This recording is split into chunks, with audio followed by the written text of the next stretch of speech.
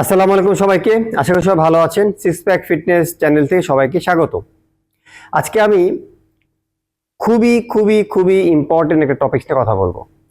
কারণ এটা একটা সমস্যা। এই সমস্যা থেকে আমরা কিভাবে সমাধান হব, এইটার সলিউশনটা আমি আজকে দিব। এই সমস্যা নিয়ে কিন্তু আমরা সবসময় আমাদের ডেইলি লাইফে আমরা এই সমস্যাটা ফেস করি। সেটি হচ্ছে মোটা হয়ে যাওয়া। মানে মোটা হয়ে গিয়েছে, কিভাবে ফ্যাট লস হবে। আমি আজকে আপনাদেরকে 6টা পয়েন্টস বলবো, মানে 6টা সিক্রেট বলবো। এই 6টা সিক্রেট যদি আপনি ঠিকঠাক মতো মেনটেন করতে পারেন, আমি আপনাকে গ্যারান্টি দিয়ে বলতে পারি, আমি আপনাকে লিখে দিব, আপনি জীবনে কখনোই আপনার শরীরে ফ্যাট হবে না। আমি শুরু করছি। প্রথম যে 6টা আইটেমসের মধ্যে, মানে সিক্স সিক্রেটসের মধ্যে ফার্স্ট সিক্রেট হচ্ছে, আপনাকে প্রথমে মাইন্ড সেট করতে হবে যে আমি ফ্যাট লুজ করব, এবং যেভাবে হোক আমি ফ্যাট লুজ করব। এই মাইন্ডসেটটা কিন্তু আপনাকে করতে হবে। কারণ আমরা যেটা দেখি, ম্যাক্সিমাম সবাই একটা শর্ট ভার্সন একটা মাইন্ডসেট করেন। হ্যাঁ, আমি মোটা হয়ে গেছি, বা কেউ বলছে, বা ডাক্তার বলছে ফ্যাট লুজ করতে হবে, ওজন বেড়ে গেছে, ডায়াবেটিস হচ্ছে, ফ্যাট লুজ করতে হবে। আসলে এই মাইন্ডসেট নিয়ে আপনি আগালে আপনি ফ্যাট লুজ এই জার্নিটা আপনি লাইফ টাইম হবে না। এটা ফর টাইম বিং আপনি কিছু ফ্যাট লুজ হতে পারে, কিন্তু ফর লঙ্গার ভার্সনে বা ইন দ্য লং রান আপনার কিন্তু কখনো ফ্যাট লস হবে না।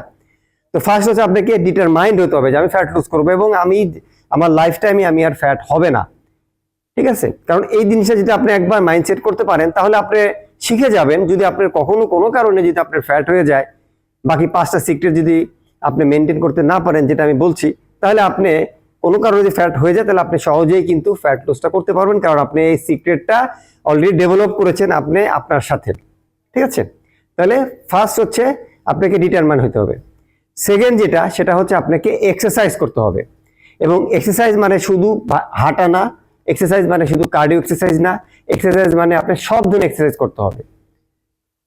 আপনাকে মূলত ওয়েট ট্রেনিং বেস ওয়ার্কআউট করতে হবে, সাথে কার্ডিও রাখতে হবে, আপনাকে হাঁটার অভ্যাস করতে হবে, স্ট্রেচিং করতে হবে।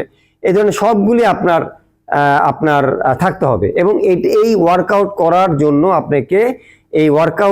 আপনাকে একটা মাইন্ডসেটও করতে হবে, এবং আপনাকে প্র্যাকটিসে আনতে হবে। যে আপনি যদি সারাদিনে 4টা ইম্পর্টেন্ট কাজ করেন, তাহলে এক্সারসাইজ হচ্ছে আপনার আরেকটা ইম্পর্টেন্ট কাজ।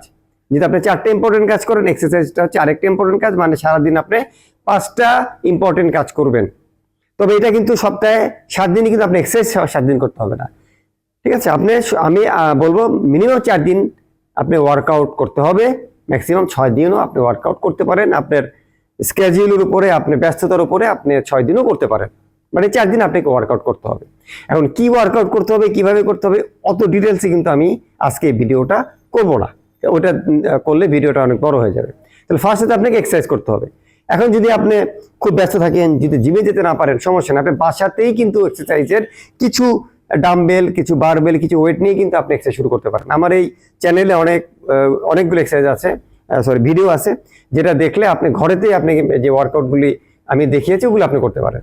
তো প্রথমে কিন্তু আপনি ডিটারমাইন্ড হতে হবে আমি ফ্যাট লুজ করবো। এইটা হলে আপনি ঘরেতেও, আপনি অফিস শেষ করে ঘরেতেও আপনি এটা করতে পারবেন। 3 নাম্বার হচ্ছে আপনার ডায়েট। খুব ইম্পর্টেন্ট। এখানে বলা হয় ফিটনেসের 70% হচ্ছে ডায়েট, বাকির এক্সারসাইজ, আপনার ঘুম, বাকিগুলি। তো ডায়েটের উপর আপনার ভালো দক্ষতা থাকতে হবে, এবং কোন খাবারে কতটুকু ক্যালোরি আছে এটা মোটামুটি একটা ধারণা থাকতে হবে। যে 1 কাপ ভাত খেলে কতটুকু ক্যালোরি চলে যেতে পারে অ্যাপ্রক্স, 2 কাপ ভাত খেলে কতটুকু হতে পারে। যে প্রোটিন খেতে হবে, বেশি প্রোটিন খেলেও সেটা কিন্তু আপনার শরীরে ক্যালোরি হিসেবে যোগ হবে।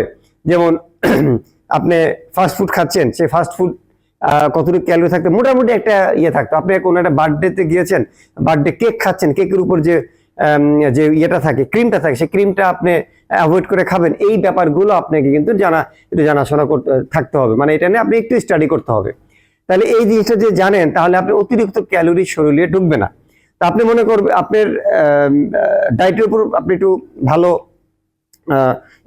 একটু স্টাডি করতে হবে, এবং চেষ্টা করবেন সারাদিনে 3 থেকে 4টা মিল খাওয়ার জন্য। 3 থেকে 4টা মিলের মধ্যে আপনি কার্বোহাইড্রেট যুক্ত খাবার কিন্তু একদম কম থাকবে।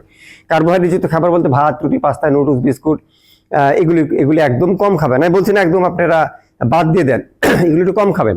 আর fast food, junk food, street food, restaurant food, এগুলো একদম কম খাবেন। আমি আসলে কোনো কিছু ছেড়ে কোনো কিছু হয় না। আপনি যদি আজকে ডে 1 থেকে যদি আপনি ফ্যাট লস জার্নিতে যদি আপনি ফাস্ট ফুড একদম অফ করে দেন কিংবা একদম ভাত খাওয়া করে দেন, আসলে এইভাবে আপনি বেশি দিন টিকে থাকতে পারবেন না। আপনি আবার আগের লাইফ স্টাইল আপনাকে চলে আসবেন খুব তাড়াতাড়ি। তো আসলে নিয়ম হচ্ছে আস্তে আস্তে আস্তে আস্তে ডায়েটগুলিকে কন্ট্রোল করা এবং আস্তে আস্তে করে ভিতরে ঢোকা এবং স্ট্রিক্ট ডায়েট মেনটেন করা। ঠিক আছে, তো ডায়েটটা আপনি কিভাবে করবেন, কি কি খাবার খাবেন, এত ডিটেল আমি যাচ্ছি না। তো আমি ইন জেনারেল বলছি, ডায়েটের উপর আপনি ভালো দক্ষতা অর্জন করতে হবে। আপনি 3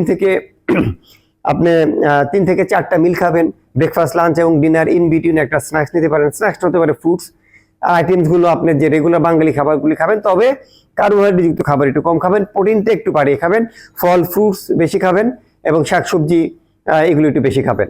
মানে যখন ভাত খাবেন তরকারি দিয়ে ভাত খাবেন, ভাত দিয়ে তরকারি নেই, এইরকম একটা ব্যাপার আর কি। ঠিক আছে, প্রোটিনটা একটু বাড়া খাবেন। যেখানে আপনি হয়তো সারাদিন 2টা ডিম খেতেন, এখন 4টে ডিম খাবেন।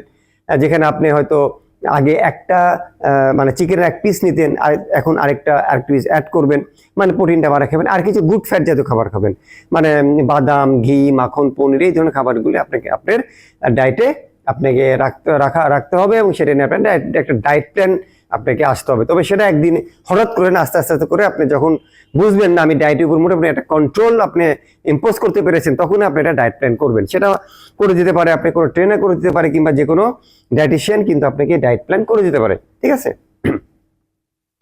এটা ছিল 3rd সিক্রেট। 4th সিক্রেটটা কি? 4th সিক্রেট হচ্ছে সারাদিন অ্যাক্টিভ থাকবেন। এটা বিলিভ মি, এটা মারাত্মক একটা জিনিস। প্রত্যেকদিন আপনি ফ্যাট লুজ করার জন্য আপনি সারাদিন অ্যাক্টিভ থাকবেন এবং 10 থেকে 12,000 স্টেপস হাঁটবেন এবং চেষ্টা করবেন আধা ঘন্টা বা 20 মিনিট বা 40 মিনিট একটা সেশন রাখার জন্য হাঁটার। সে হাঁটার হবে একটা ব্রিক্স ওয়াক হবে, মানে 1.5 মিনিট বা 2 মিনিট জোরে হাঁটবেন, 2 মিনিট আবার স্লো হাঁটবেন। এইভাবে করে 20 থেকে 40 মিনিট একটা সেশন আপনি প্রতিদিন যদি করেন, সপ্তাহে 5 থেকে 6 দিন, আপনি মারাত্মক একটা রেজাল্ট পাবেন। এবং এই আধা ঘন্টা 40 মিনিট হাঁটার সাথে সাথে কিন্তু সারাদিন আপনাকে অ্যাক্টিভ থাকতে হবে। যেমন বাসা থেকে বাস স্ট্যান্ডে হেঁটে যাবেন, বাসা থেকে আবার অফিসে হেঁটে যাবেন।